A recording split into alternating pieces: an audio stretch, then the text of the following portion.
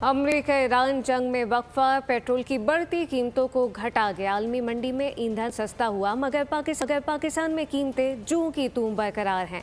अवाम शिकवा कुना है कि पेशी के असरात फौरी थोक दिए जाते हैं, ताहम कमी के समरात से महरूम रखा जाता है। आखिर पाकिस्तान में पेट्रोल सस्ता क्यों नहीं होता?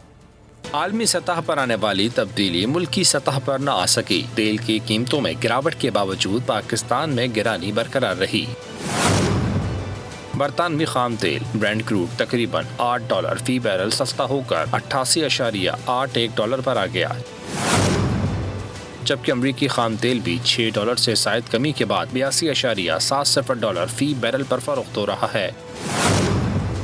सऊदी अरब में भी लाइट खाम तेल $12 सस्ता हुआ और अब $76.20 फी बैरल पर दस्तयाब है।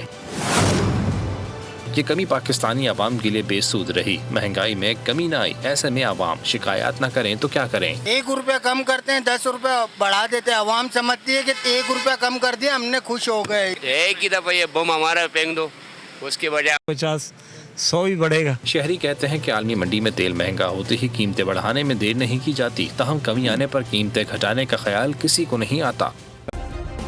सब्सक्राइब करें और बेल दबाएं ताकि कोई खबर रह न जाए।